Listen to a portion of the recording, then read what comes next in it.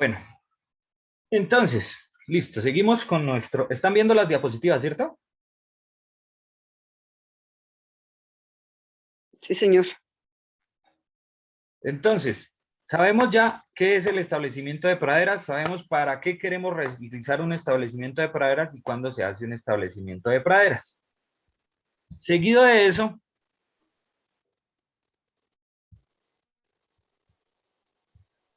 tendremos que conocer el suelo como matriz de vida, el suelo como la importancia de la cantidad de nutrientes que van a tener nuestras praderas, porque lo que nosotros vamos a sembrar allí depende mucho de lo que tenga nuestro suelo. Entonces, ¿cuál es el otro paso que vamos a hacer nosotros? La prueba de suelo. Este viernes que nos vayamos a encontrar, porfa, vayan pensando de una vez en dónde va a ser la finca, donde vayamos a hacer la práctica, para que allá mismo hagamos el aforo de potrero, es decir, la muestra de pasto, mirar cuánta cantidad de materia seca tenemos, para cuántos animales nos alcanzan, hacemos la formulación de todo esto, tomamos una muestra bromatológica del pasto para ver si la podemos mandar para el laboratorio y tomamos una muestra de suelo también ese día. ¿Listo? Hacemos una muestra de suelo de la finca para mirar qué componentes tiene nuestro suelo.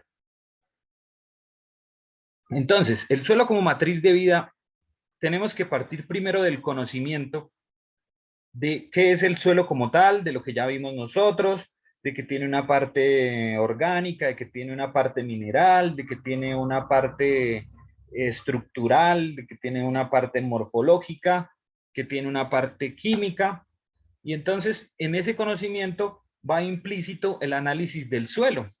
Y la interpretación adecuada de ese análisis es muy importante para saber nosotros qué es lo que vamos a sembrar y para formular planes de manejo en el suelo. El estado de degradación del suelo lo conocemos también a partir de ese mismo análisis de suelo y de la interpretación adecuada de ese análisis. Y cuando miremos ese estado de degradación del suelo, nosotros vamos a tomar decisión sobre esos resultados analíticos practicados a la muestra tomada en los lotes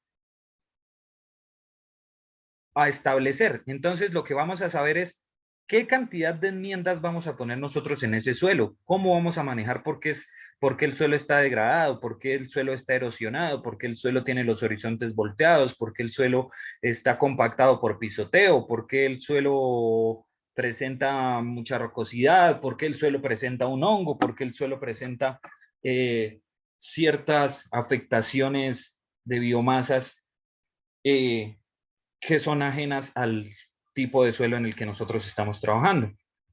Y respecto a las características morfológicas, químicas y biológicas, también dependiendo de ese análisis de suelo, vamos a ver las microbiológicas que se desarrollan programas de acondicionamiento en el suelo. Entonces, las microbiológicas vamos a ver esa materia orgánica del suelo, esa cantidad de microorganismos que estén implícitos en el suelo, si nos sirven para nuestro cultivo o no, se planean correctivos y enmiendas de fertilización y se proponen sistemas de labranza. Cuando hablamos de sistemas de labranza, hablamos del mecanizado que se le va a hacer al suelo, si lo vamos a hacer un mecanizado manual, una labranza cero, una labranza intermedia o una labranza más elaborada. Entonces, hablemos de los agentes biológicos en la formación de los suelos. Entonces, los agentes biológicos hablaríamos como las plantas, los organismos mayores, los microorganismos y el hombre. Y las plantas generan una acción desintegradora de rocas por sustancias orgánicas disolventes, producto de descomposición de tallos, de raíces, de hojas, de frutos, con agua, con ácido carbónico, materiales orgánicos acumulados, humos, coloides hablamos de minerales aportados por propiedades físicas y químicas deseables al suelo y más fértiles. Entonces, digamos que, por ejemplo, cuando nosotros tenemos praderas en las que no hay árboles, en las que no hay especies arbóreas conjuntas con esas praderas, en que vemos el lote que es un lote a cielo abierto, tiene mucha más deficiencia de materiales orgánicos por caída de hojas, por degradación de plantas, que en estas partes donde existe bastantes hojitas, ¿listo? Digamos que no todas, en todas partes eso podría ser bueno porque, por ejemplo, cuando hablamos de suelos que tienen pinos, el pino como tal degrada muchísimo el suelo por debajo de la hoja que cae. Son suelos que se vuelven muy ácidos por la cantidad de la misma materia ácida, el componente ácido que pueda tener el pino, y lo que genera ese taponamiento de la materia orgánica por debajo de las hojas del pino, ¿listo? Entonces, al lado de esa cantidad de degradación de las plantas, también tiene que existir el mecanizado que podamos manejar nosotros como parte importante, como hombre, en el proceso de los agentes biológicos de la formación de suelos. ¿Y por qué? Porque es que nosotros como hombre tenemos eh, la afectación por medio de las actividades de adecuación de las tierras, del laboreo de suelos, de la construcción, del adelanto de obras civiles que alteran forzadamente las condiciones físicas y químicas del suelo, transformando su potencial productivo agropecuario. Y nosotros como hombre podemos transformar el potencial productivo agropecuario del suelo para bien o para mal. Podemos acidificarlo, podemos voltear los horizontes totalmente del suelo, podemos esterilizarlo completamente, podemos secarlo, podemos quitar el agua del suelo, podemos, como también podemos generar el buen abono, una buena fertilización, un mejor mecanizado, evitar los pisoteos de los mismos animales y generar un suelo agronómico mucho mejor. Y ahora hablamos de unos organismos mayores que modifican oportunamente el suelo, dando mayor alteración por transporte de suelo de horizontes profundos a capas superficiales.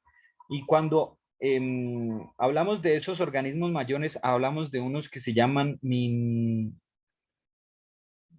minales, creo que se llaman, les dicen minales, que son los que hacen mayor perforación en el suelo, como las lombrices, los escarabajos, los ácaros, las hormigas, que hacen mayores perforaciones en el suelo, y estas perforaciones ayudan en parte a la oxigenación, ellos ayudan también con el intercambio de la materia orgánica y la degradación de compuestos de carbono por la misma, por el mismo ciclo de vida de esos microorganismos. ¿Listo?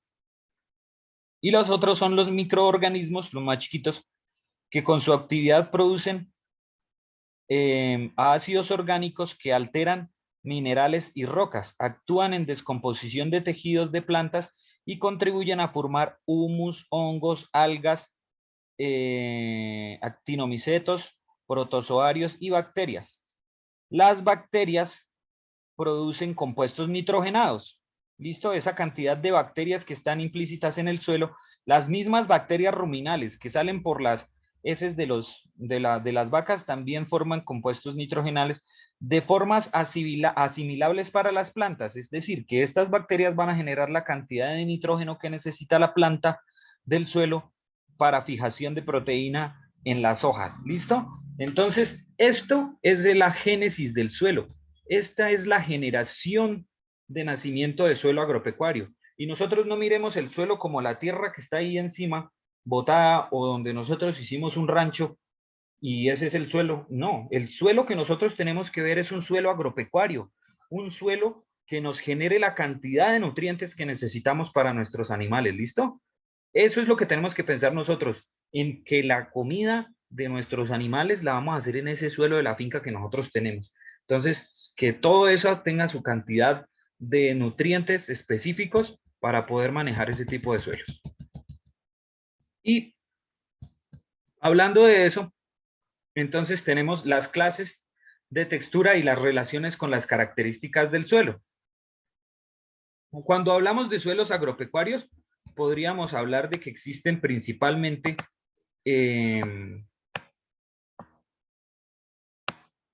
tres tipos de suelos agropecuarios, que serían, según la textura y el contenido de porcentual de arena, de arcilla y de limo que existen, serían los suelos arcillosos o pesados, que son plásticos, pegajosos, con humedad, compactos, que son duros y que son secos.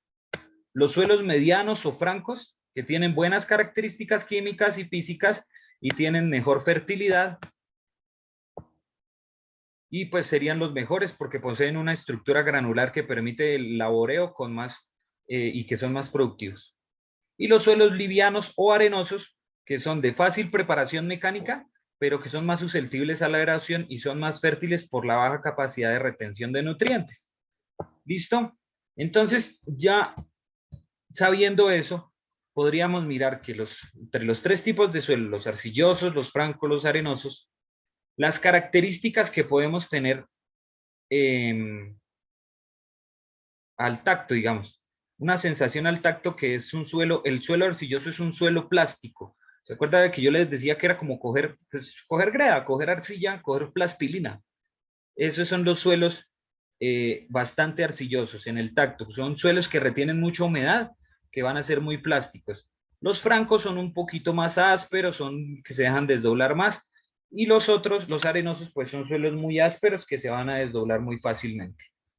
La retención de la humedad en los suelos arcillosos es más alta que en los otros dos. La fertilidad del suelo arcilloso puede ser alta. Y la retención de... Señor, hola, don Juan. Y la retención de nutrientes también alta. Sin embargo, lo que les digo, son suelos altamente inundables, no sirven para todos los tipos de pastos que se manejen. ¿Listo? Y la aireación de los arcillosos es baja y la erodabilidad también es baja. Por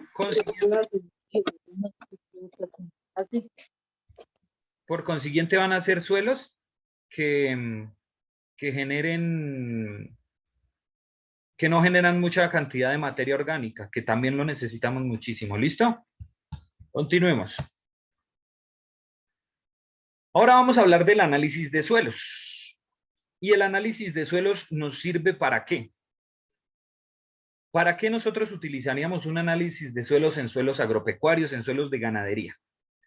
Uno, para evaluar la capacidad del suelo para suministrar los elementos esenciales para las especies forrajeras, es decir, diagnosticar suficiencias, deficiencias y toxicidades del suelo. ¿Listo?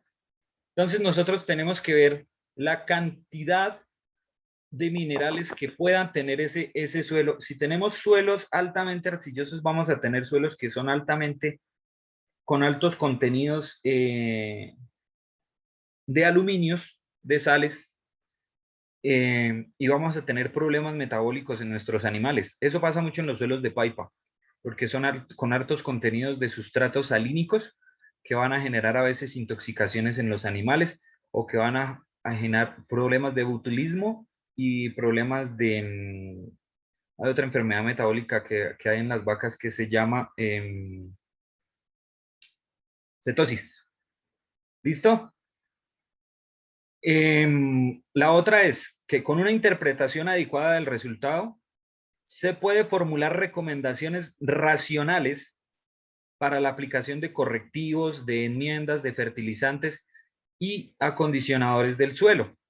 El otro día decía don Reyes Arturo, por ejemplo, que los suelos de la vereda de arriba no son iguales a las de Portón Blanco. No me acuerdo cómo se llamaba la vereda de arriba. Entonces, esas deficiencias son las que nosotros vamos a mirar en la muestra de suelos, en el análisis de suelos. Mañana tengo que llamar a la universidad para que me digan el precio exacto de cuánto cuesta la muestra de suelos, para que vayamos sabiendo cuánto nos toca aportar a cada uno para poder mandar esa muestra. ¿Listo? Y les cuento eso para poder sacar esa muestra el viernes y a ver si para la otra semana ya tenemos resultados de análisis de suelos. La otra es determinar las características físicas del suelo para aconsejar el empleo racional de maquinaria agrícola y las labores de labranza más recomendadas, y también permite definir la cantidad de óptima agua para las praderas en establecimiento de producción. Entonces, las características físicas del suelo es cuando nosotros decimos que si es arcilloso, francoarcilloso, es francoarenoso. ¿Listo? Esas son las características del suelo que nos van a permitir saber si nosotros vamos a hacer una labranza mayor o menor, o una labranza cero dentro de dentro de nuestros potreros, o la cantidad también de agua que nosotros vayamos a aplicar en esos potreros, o si tenemos que hacer solamente un rastrillado, un cincelado o rotoviar, no sé, lo que haya que hacer frente a las características físicas que tenga ese suelo. La otra es estimar el comportamiento hidrodinámico del suelo para el diseño de sistemas adecuados de drenaje y riego suplementario en las praderas. Por lo general, cuando uno saca una muestra de suelo, tiene que mandar una muestra que tenga una humedad considerable para que se pueda ver ese comportamiento hidrodinámico del suelo. Ese comportamiento hidrodinámico se ve entre la cantidad de humedad que puede retener el suelo y entre la cantidad de porosidad que se puede generar por materia orgánica de microorganismos mayores. ¿Listo?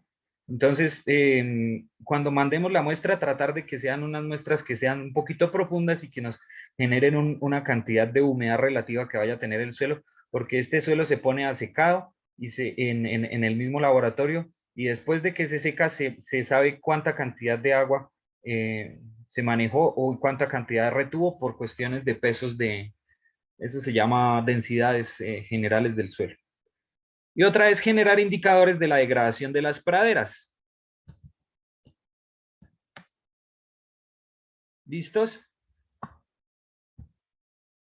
Entonces, la toma de muestra de los suelos se hace, esta es una imagen que encontré en internet, pero por lo general lo que hacemos nosotros con la toma de muestra de los suelos es mandar la hectárea en X, ¿sí? Lo primero que se tiene que hacer, como lo dice la diapositiva, lo primero que tenemos que hacer es dividir la finca en áreas homogéneas. Es decir, nosotros vamos a tomar una muestra de suelo para una finca, no para un lote, ¿listo? No para un sector de la finca.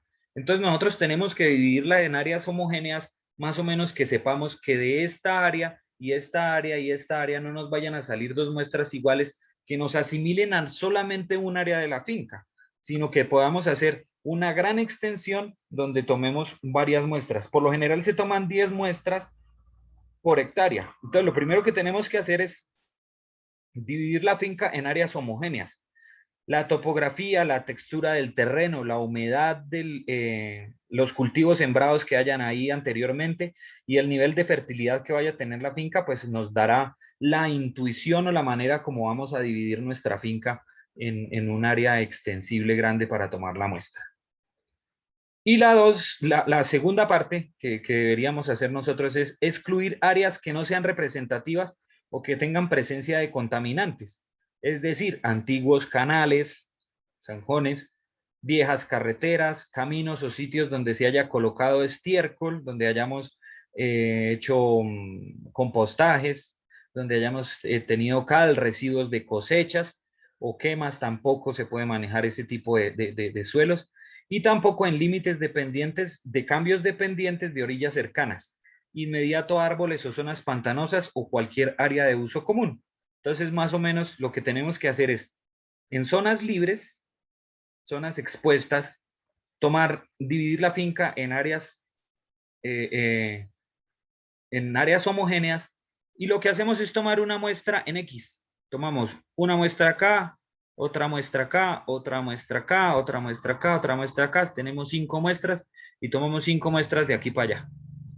Ya ahorita miraremos de qué peso tienen que ser las muestras, de qué cantidad más o menos. Y con esas muestras nosotros las mandamos para laboratorio de suelos y que nos digan qué componentes tiene nuestro suelo. La época recomendada para el muestreo de suelos es al finalizar el periodo de lluvias para incorporación anticipada de correctivos y en pastos establecidos. Se debe tomar después del corte o del máximo pastoreo. Es decir, que si nosotros queremos tomar una muestra de suelo, a diferencia de la muestra de pasto, tenemos que tomarla en donde haya menos pasto para que esa cantidad de suelo nos genere los minerales que se han fijado después de pastoreo, la cantidad de materia orgánica que se ha fijado después de pastoreo y también los niveles de compactación en la capacidad física que pueda tener ese suelo. ¿Listo? Y recomendada que sea al finalizar el periodo de lluvias para que lo que yo les decía de la cantidad de humedad que tiene que tener relativa a estos suelos. Los materiales requeridos, de una vez para que vayan anotando, para que los llevemos el viernes, serían palas, garlanchas, barretones, una pala de jardinería, el balde, sí, balde para la recolección de las mezclas y de las submuestras, bolsas plásticas nuevas para empacar las muestras, no importa las bolsas que sean, bolsitas de esas negritas que venden para llevar al mercado, pueden ser, marcadores de tinta para marcar las muestras, decir de qué zona es esta muestra, de qué parte tomamos las muestras, y cajas de cartón para echar todas las muestras en una caja de cartón y para enviarlas para el laboratorio. ¿Listo? Eso más o menos es lo que tenemos que hacer. Ahorita al final de la charla hablamos un poquito, o si quieren también cuando nos encontremos allá el miércoles, tenemos clase arriba en Monguí en la Casa de la Cultura, ¿listo? Si quieren podemos hablar de eso también allá y tomar las decisiones sobre qué finca vamos a manejar y a qué horas vamos a hacer la práctica, para no, pues para que no nos dé el sol y no sé, lo que mejor veamos. Bueno, este es el famosísimo barreno. Nosotros alguna vez tomamos muestras en la universidad con una cosa de estas, pero eso es dificilísimo sacar una muestra, porque eso es como un tornillo sin fin. Y entonces lo que se hace el barreno es que se le va dando vueltas y vueltas y vueltas y él va sacando la muestra aquí hacia arriba del suelo que tengamos ahí. ¿Qué es lo bueno con este barreno? Que es que podemos llegar a una profundización de bastantes horizontes con el suelo. Sin embargo, con la pala lo que nosotros podemos hacer es una calicata y una calicata es un hueco de 1 metro por 1 metro por 1 metro de profundidad donde vemos la cantidad de horizontes del suelo como para hacer un análisis de suelo en su capacidad de horizontes, ver qué tipo de suelo sería ese donde nosotros estamos.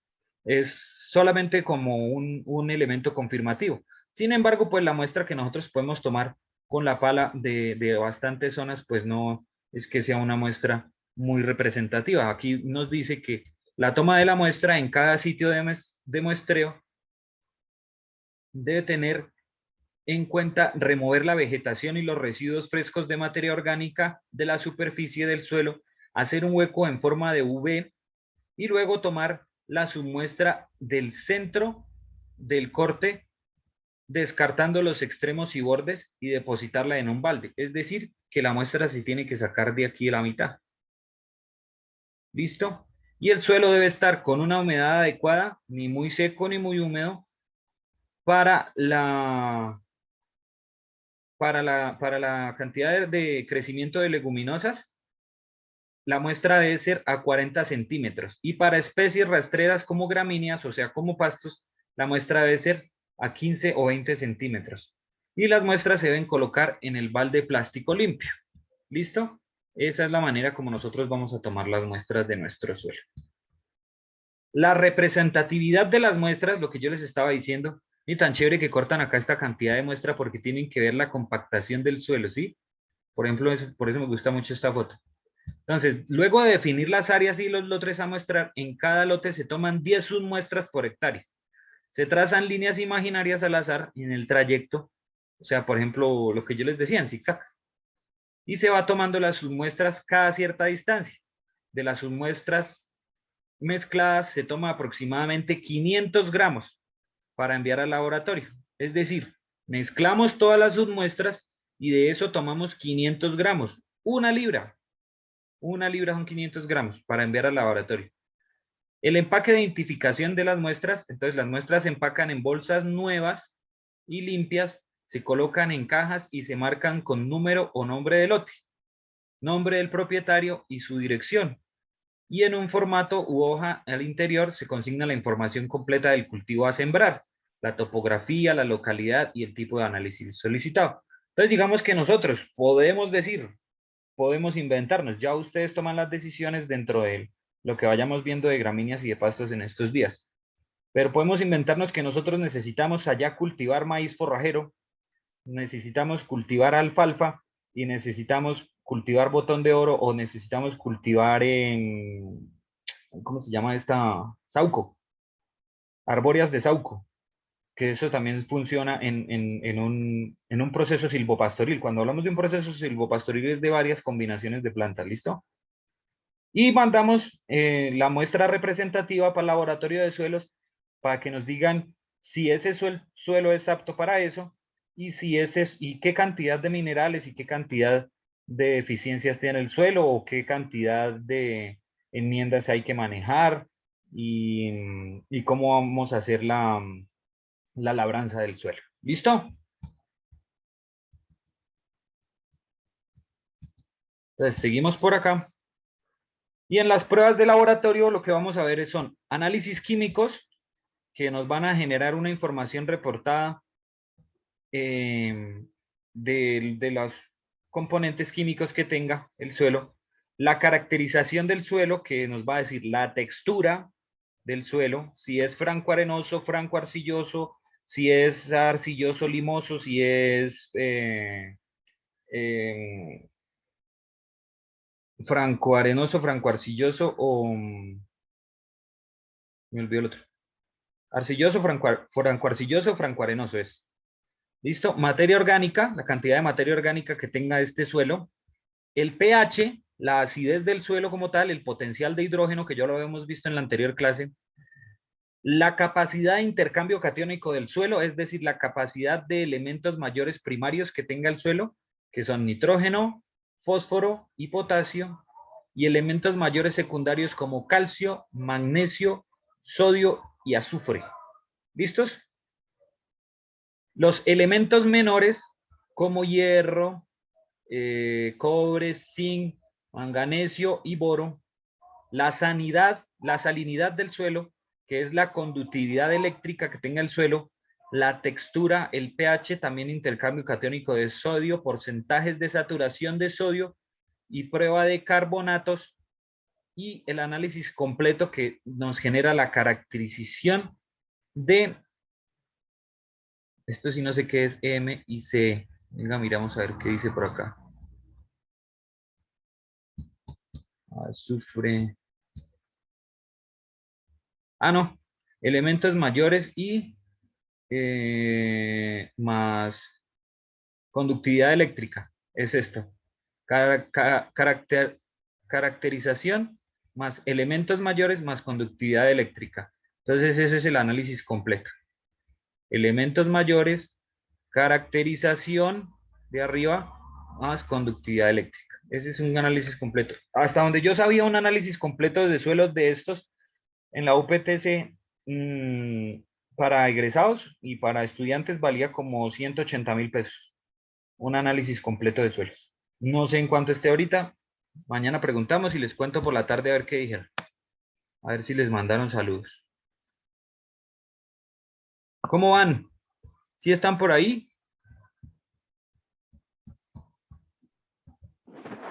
Ahí estamos, Sí, señor. Bueno, bien la vaina. Seguimos. Entonces, las interpretaciones y recomendaciones. Uy. Permítame 5 que esto se me va a apagar. Ya. Entonces, las interpretaciones y recomendaciones dependen pues del resultado del laboratorio que nos llegue de allá del laboratorio de la UPTC.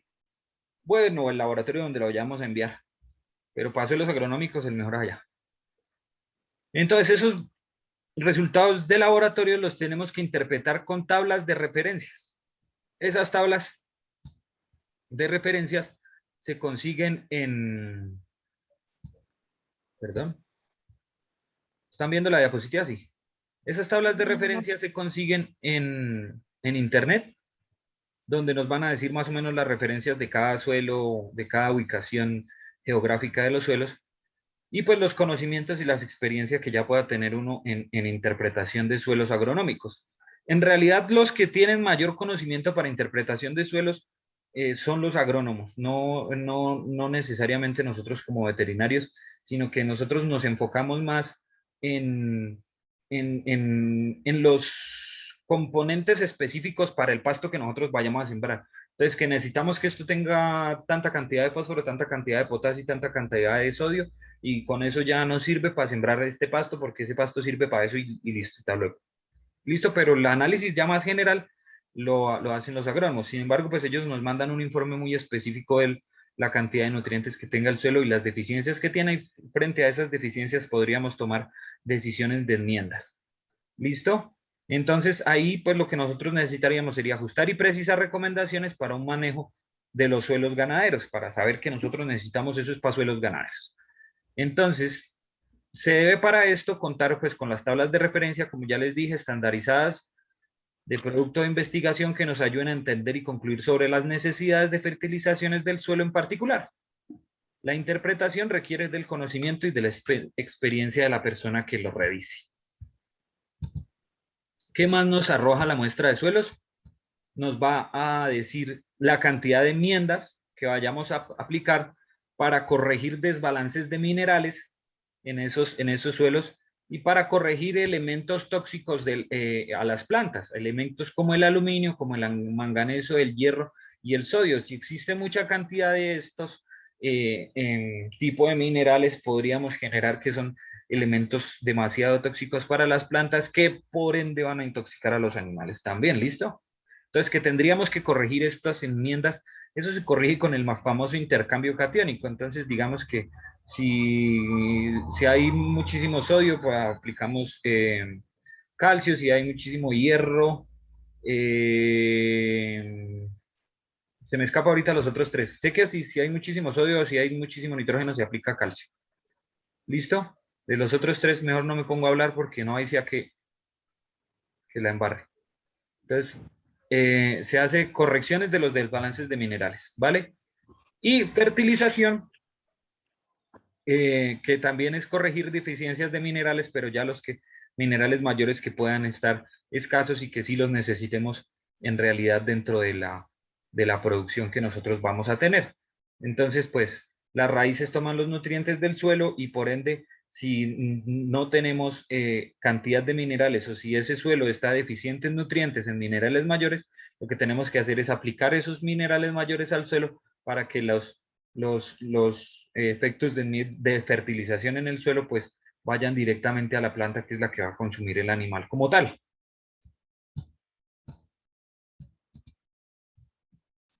Ahora, vamos a mirar lo que son las consideraciones previas a la siembra.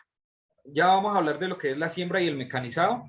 Ahorita se nos acaban otros 40 minutos, pero volvemos a unirnos para hablar de la última partecita que es siembra y mecanizado. Y finalizamos con preguntas y con charlas y a ver qué más me cuentan ustedes, que cómo les ha ido y todo eso. ¿Listo? Entonces, consideraciones previas a la siembra. Entonces, la planeación es lo primero, que es la determinación de los objetivos, el inventario de los recursos, la elección de los espacios y el análisis de suelos y la programación de actividades. Entonces, eso es lo primero que vamos a hacer nosotros ahorita, análisis de suelos y análisis de pastos. Pero entonces, en ese análisis de suelos, antes de hacer el análisis de suelos, nosotros tenemos que determinar los objetivos. ¿Y cuál es el objetivo de nosotros principal para ganadería? Sembrar comida. Sembrar comida para producir leche. Eso es lo que queremos hacer nosotros. Digamos que de pronto hay personas acá en este curso que quieren producir carne. De igual manera lo vamos a charlar y lo charlamos cómo manejaríamos, digamos, unos bancos de proteína en ese aspecto. ¿Listo? El inventario de los recursos, con cuánta plata cuento, cuánto le tengo que pagar a la gente, si tengo que cuadrar unas papas chorreadas y un guarapo para ese día del jornal, alguna cosa así. Todas esas cosas tienen que ir implícitas ahí, porque es lo que yo les decía, estamos hablando del negocio de la finca ganadera, de la finca lechera, y tenemos que ver todo como un costo-beneficio. Entonces, ¿cuánto me costó hacer esto? ¿Cuánto va a ser el beneficio? ¿O a qué me sirve a mí hacer esto? ¿Sí me sirve invertir esa plata o no me sirve invertir esa plata? Y la elección de los espacios donde vamos a hacer el proceso del, de la siembra o el proceso de la muestra de suelo y todo eso. ¿Listo? Ahora, después de que sabemos todo esto, después de que ya miramos toda esta cuestión, ya miramos la preparación del terreno, que es la adecuación de cómo lo vamos a hacer, cuál es la labranza, toda esta cuestión. Y para la preparación del suelo y del terreno, tenemos que hablar de maquinaria, implementos, si es labranza convencional, si es labranza reducida, si es labranza mínima o si es labranza cero, la incorporación de residuos que se vaya a manejar en esa labranza, y el control de competencia y el control de plagas. Cuando hablamos de control de competencia, hablamos de que lo que nosotros vayamos a sembrar no genere competencia, digamos, con las lechugas o con la cebolla que tenemos al otro lado, o que no me vaya a generar competencia con la alimentación que yo tengo para las ovejas, o que no me vaya a generar competencia con los maíces que tengo sembrado para la chicha de diciembre, una cosa así. ¿Listo? Ese es el control de la competencia. Siembra y fertilización. Entonces, saber cuándo son las épocas de siembra. ¿Cuándo son las épocas de siembra? Cuando está lloviendo, cuando va a comenzar a llover, porque necesitamos que haya agua, que ese suelo tenga una humedad relativa que nos sirva para que cuando nosotros pongamos esa semillita en ese suelo, esa semillita pueda aprovechar esa humedad y tenga un bioclima excelente para poder reproducirse. ¿A cuánto tenemos que sepultar la semillita? Todas esas cuestiones vamos a mirarlas. ¿Listo? Sistemas de siembra, si lo vamos a hacer al voleo, si lo vamos a hacer en surcos, si lo vamos a hacer por sembrado manual, sembrado mecánico, si lo vamos a hacer por praderas, por bancos de forrajes, por bancos de proteínas, toda esa cuestión. El método para sembrar y el material de siembra, si vamos a utilizar semillas, granos de semillas hexadas, o si vamos a utilizar estolones, semillas o otra cosa que utilizan cespedones a veces en siembras de quicuyo, en procreación de material vegetal en suelos estériles. ¿Listo? La otra es mirar el crecimiento temprano, pregerminación y elección de la semilla, profundidad y el tapado de la semilla, fertilizantes que se van a poner en esa etapa de siembra, los métodos de fertilización que dependen mucho pues, de lo que nos diga el análisis de suelos, las plagas, las enfermedades y las malezas. Y la otra es la utilización. ¿Para qué vamos a sembrar eso? Si es para el primer pastoreo, si es para manejo del pastoreo, si es para rotación de los potreros o si es para manejar periodos de ocupación. ¿Listo? Para eso, hablando de pastos, de siembra de comida. Entonces, todos estos análisis que nosotros tomamos en cuenta para la siembra de nuestros pastos son los que nos dicen, en últimas, para dónde vamos y qué es lo que queremos escoger nosotros para darle a nuestros animales. Principio, el suelo, ya hablamos del suelo como principio. Segundo, de un análisis exhaustivo del suelo. Yo sé que ustedes como ganaderos tienen muchísimos conocimientos sobre el suelo y sobre la tierra, pero las buenas prácticas ganaderas es que nosotros podamos establecer este tipo de análisis en el suelo para que en el momento en que nosotros estemos produciendo y estemos haciendo el análisis económico de nuestros materiales, podamos decir cuánto nos gastamos, cuánto estamos produciendo y cuánto beneficio tenemos, y si las enmiendas que el suelo nos exige si son las adecuadas y si estamos haciendo las cosas bien. ¿Listo? Eso es para hacer las cosas bien, por eso se llaman buenas prácticas ganaderas. Y la otra es escoger la cantidad de leguminosas y de pastos que vayamos a sembrar para nuestros animales. ¿Listos? Ya dentro de poquito se nos va a pagar, entonces esperamos que volvemos a reunirnos, ¿listo? Volvemos a pegarnos ahí.